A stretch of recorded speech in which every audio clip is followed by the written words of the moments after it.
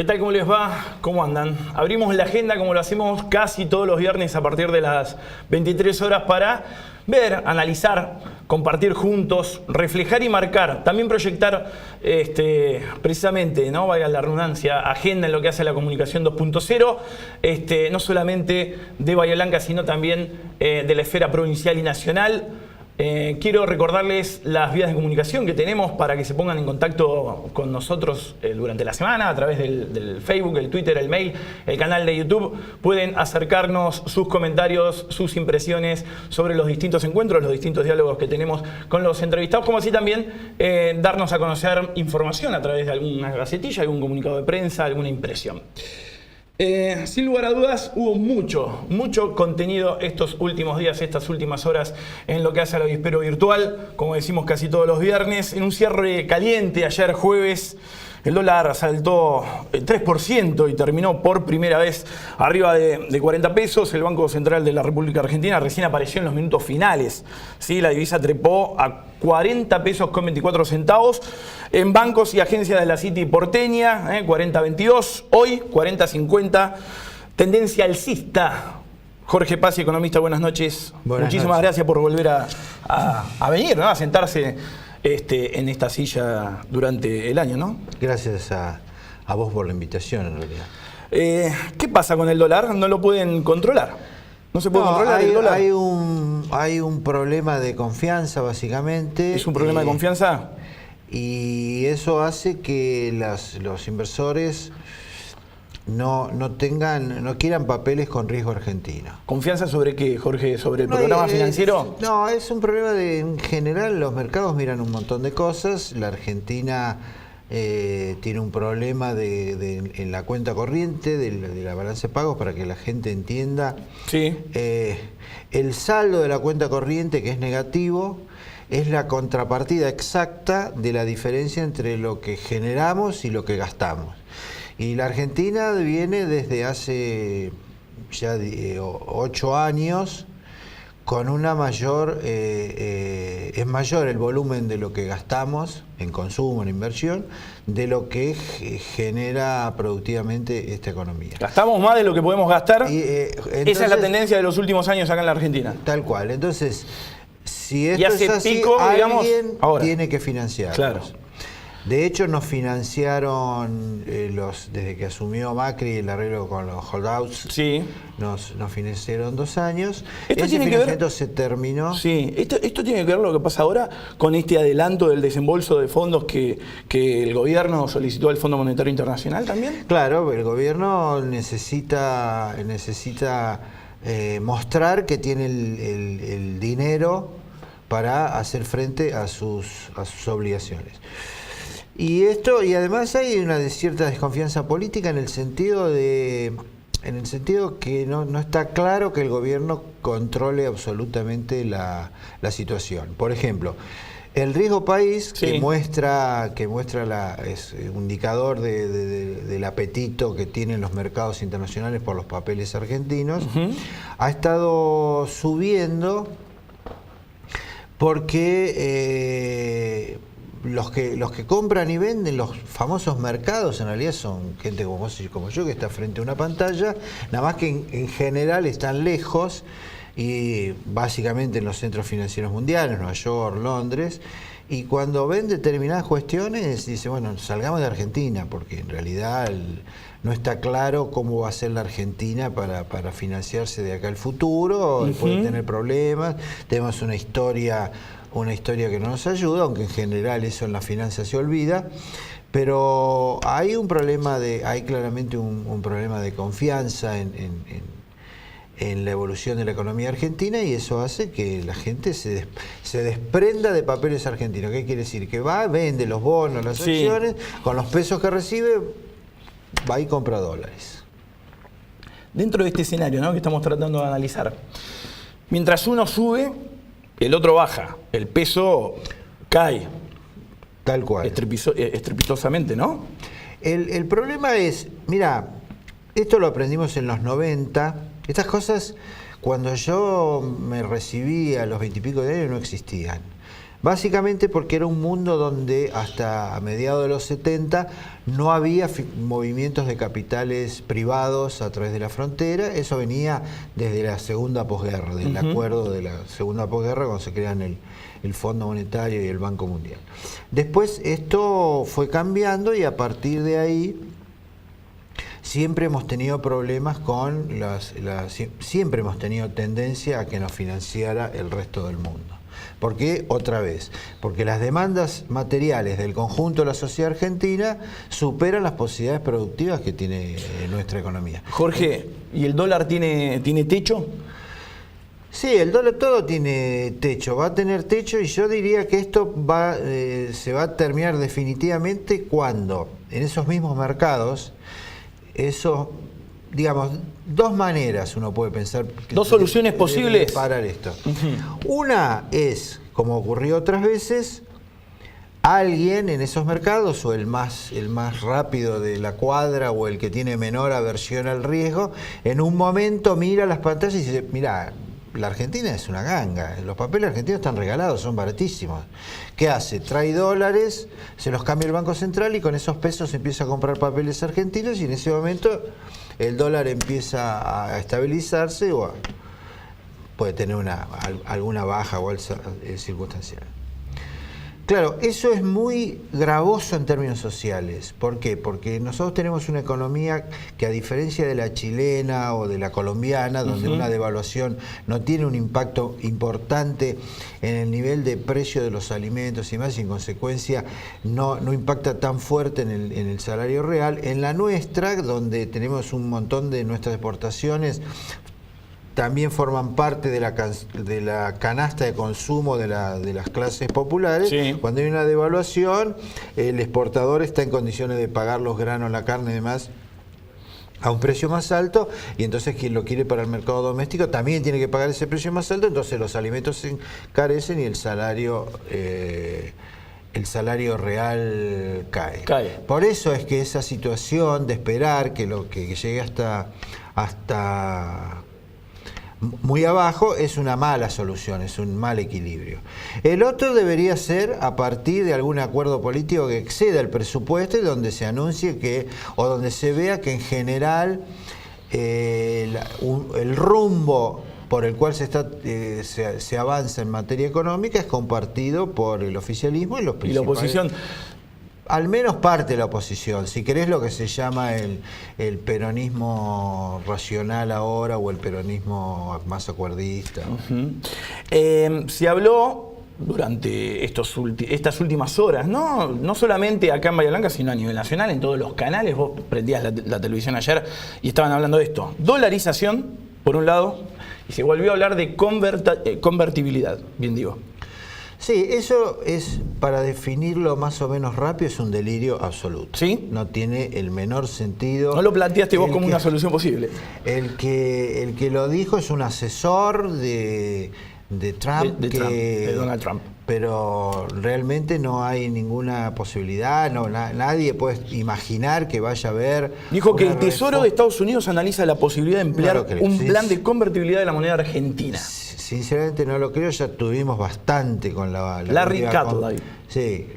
Con la última convertibilidad. Ese sistema el mundo lo abandonó en los años 30, nosotros, que nos gusta inventar cosas extrañas, lo retomamos en los 90, terminó muy mal, porque el mundo lo abandonó porque era muy disruptivo, cuando había una crisis internacional en términos de empleo y del nivel de actividad doméstica.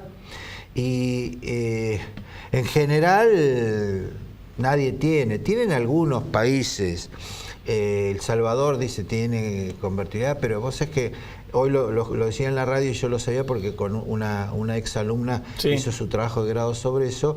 En El Salvador, las remesas de los salvadoreños que viven en los Estados Unidos son mayores que el total del resto de las exportaciones de ese país. Y otra, en consecuencia, ahí es una, digamos, cuando a los americanos le va bien, a El Salvador le va bien, cuando le va mal.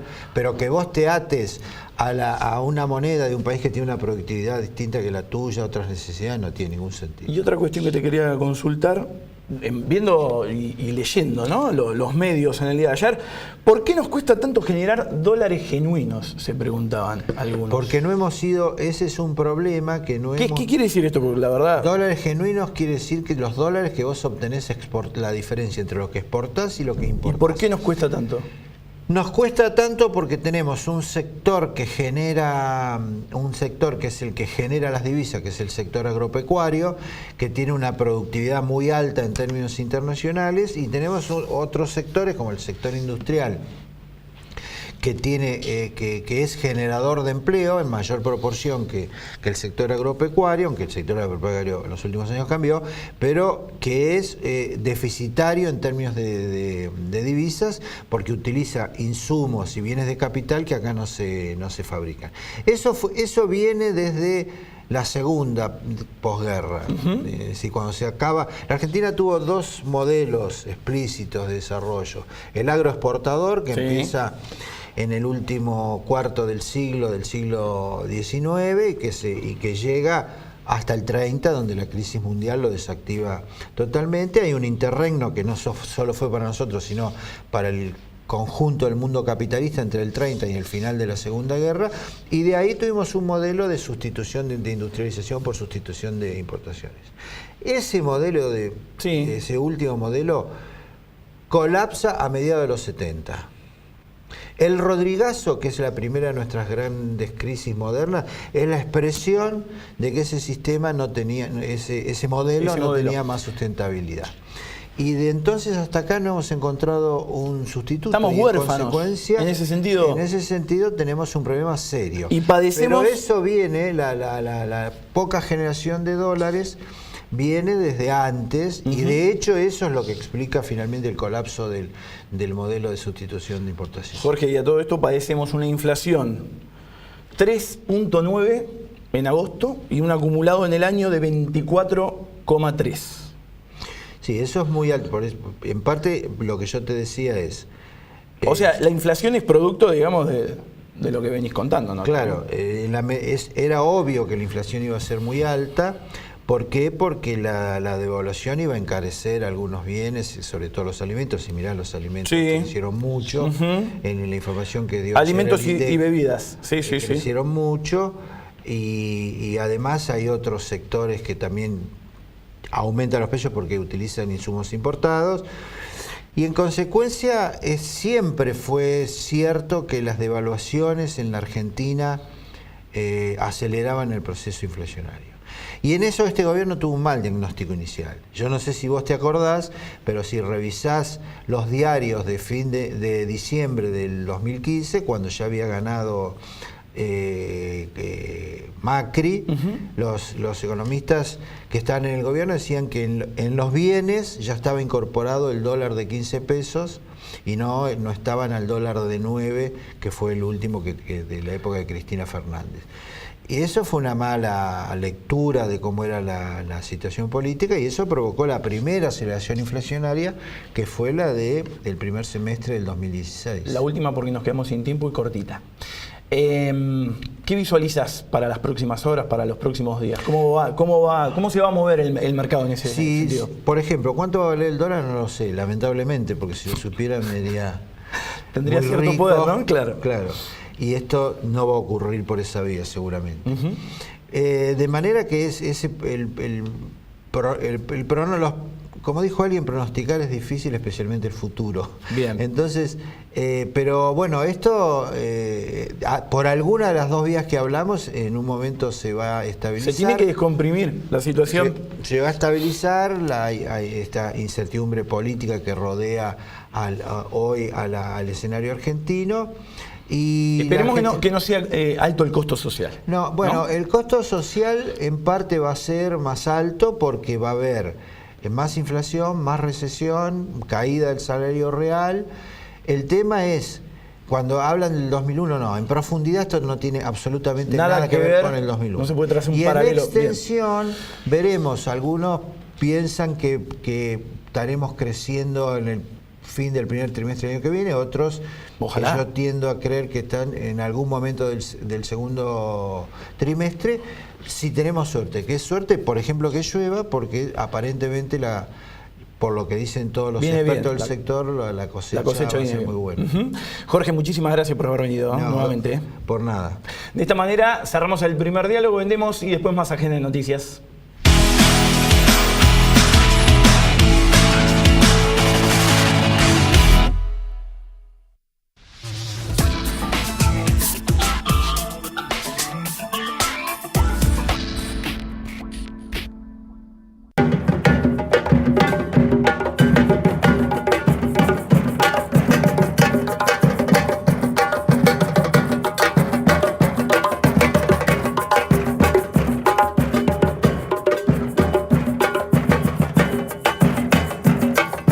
El miércoles 19, a partir de las 4 de la tarde, venía a disfrutar al Teatro Municipal de las mejores bandas locales. Los Fantabulósicos, Big Mama, Zoom. Enclave Percusión. y DJ en vivo. Además, vas a poder disfrutar de la mejor oferta gastronómica. Food truck. Sorteos y muchos más.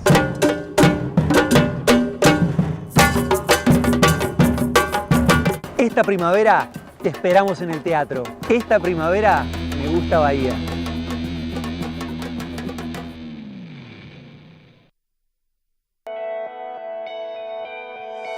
Somos parte de tu identidad. Estamos presentes en tu cotidiano.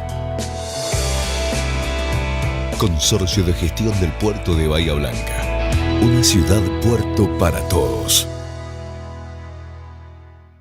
Música en el Concejo. Un espacio para disfrutar de la música hecha en nuestra ciudad. El último viernes de cada mes a las 19:30 horas, los artistas locales tocan para vos en la sala de sesiones del Honorable Consejo Deliberante. No te lo podés perder. Ingresá en www.consejobahía.gov.ar. Entre todos, construyendo ciudadanía. Honorable Consejo Deliberante de Bahía Blanca. Aprobado por Resolución 46 del 2018. ¿Pensaste alguna vez en todo lo que te da la tierra? Profértil. Vida para nuestra tierra.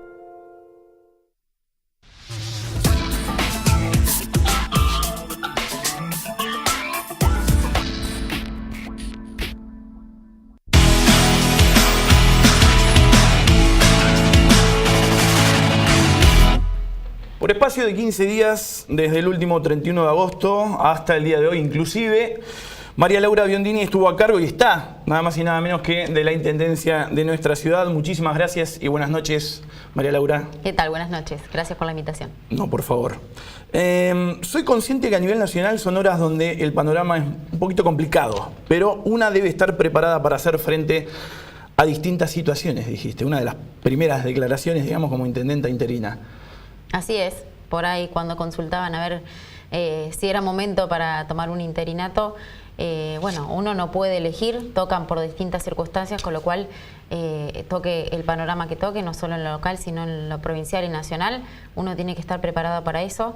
Héctor Gay confió en mí al momento de ponerme primera en la lista de concejales que hace lo que hoy esté aquí, así que bueno, traté estos 15 días de desempeñarme como él lo hubiera esperado y estar a la altura de las circunstancias.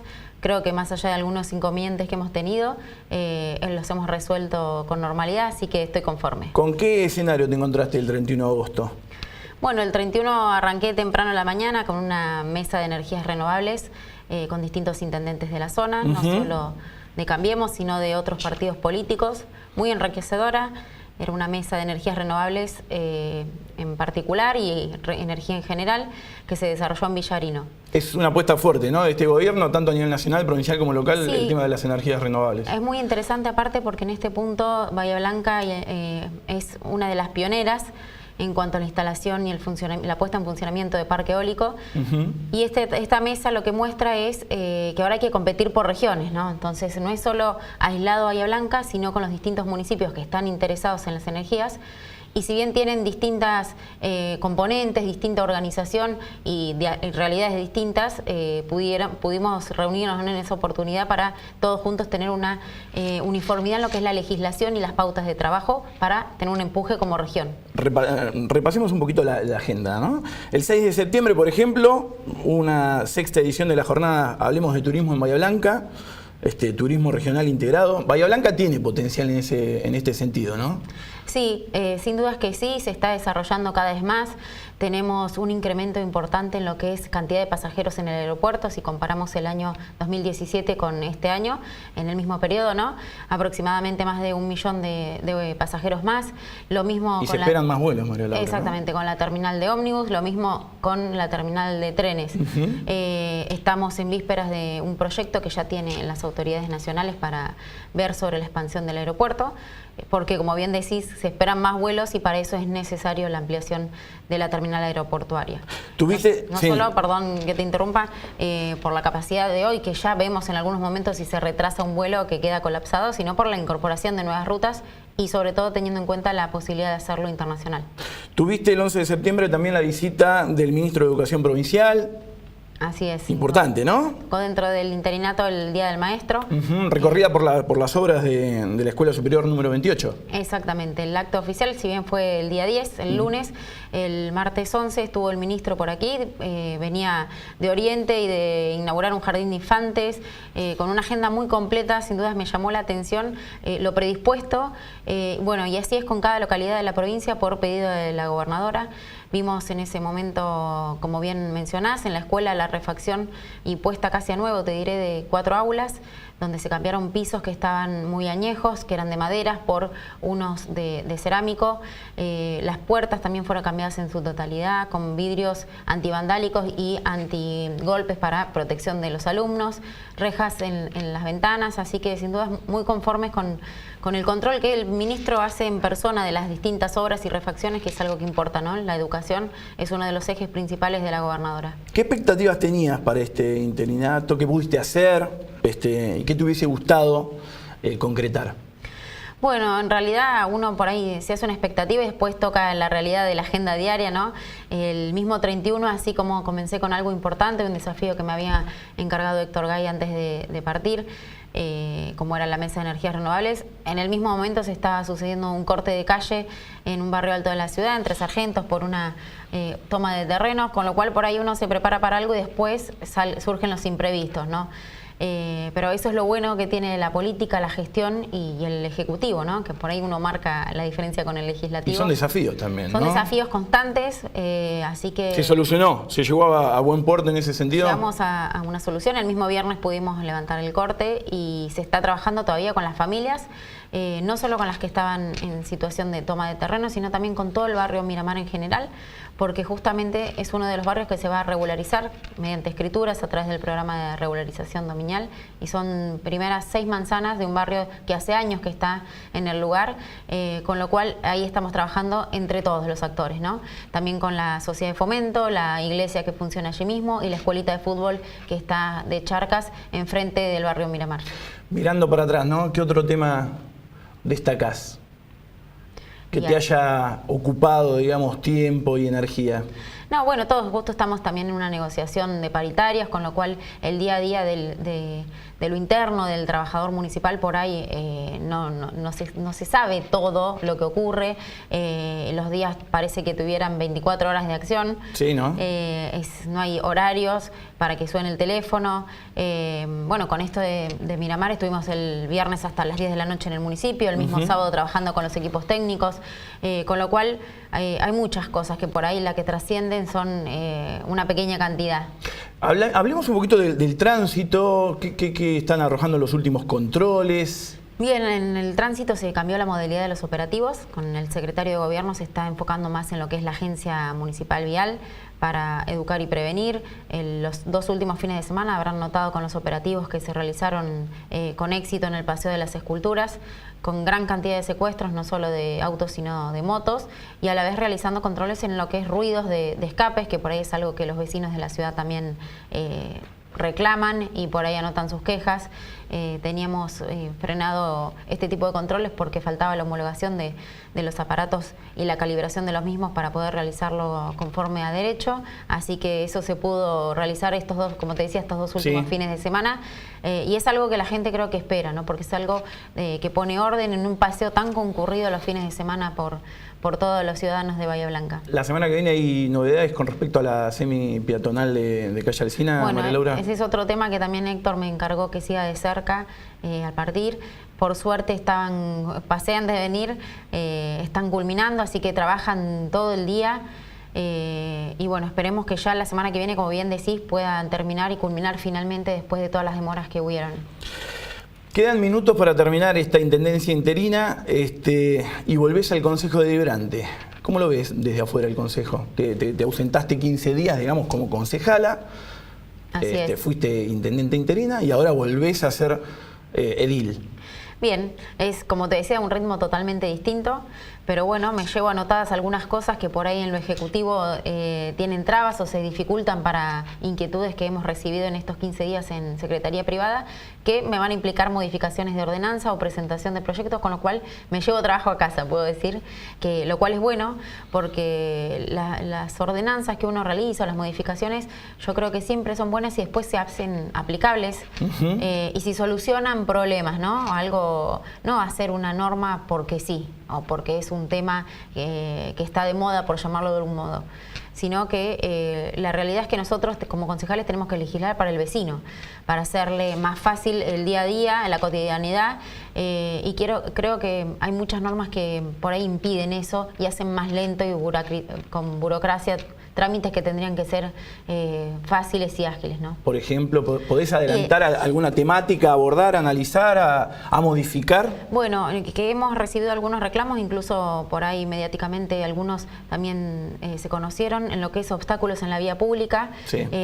No solo para la persona que tenga alguna discapacidad, ¿no? Yo integro el observatorio, pero sino para toda la población, porque ya genera, además de una incomodidad para transitar, una contaminación visual, y es como que ya se van avanzando sobre las veredas sin respetar la propia normativa existente, que a la vez, analizándola, no es cuestión de cumplir la normativa, sino que alguna ya quedó obsoleta y hay que hacer algunas modificaciones. ¿Vos lo decís por algo en particular? Por ejemplo, los restaurantes y los bares, cuando sacan las mesas, las sillas, o... Ejemplo, por ahí, sí, por hay ejemplo, casos y casos. puede ser uno. Por supuesto que Sí, algunos sí. están en regla, otros han sido intimados a lo largo de esta semana para que regularicen, pero aún así, no quiero poner el caso concreto porque está en una causa que se generó en el Tribunal de Falta, pero es un comercio que tiene una pantalla protectora en la vereda, que no respeta la normativa de la distancia que tiene que haber entre el cordón y el vallado que se colocó. Pero aún así, si la respetara, nos dimos cuenta que no permite la apertura de una puerta de un auto con la dimensión que necesita para que una persona con discapacidad pueda sacar una silla de rueda o un carrito para bebé.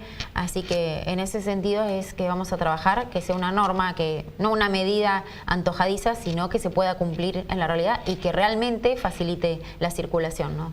Se nos terminó el tiempo. Muchísimas gracias. Es muy cortito esto. No, por favor, gracias a vos. De esta manera cerramos el segundo diálogo y llegamos al final de un nuevo capítulo de Agenda de Noticias. No se olviden las remisiones. Buen fin de semana.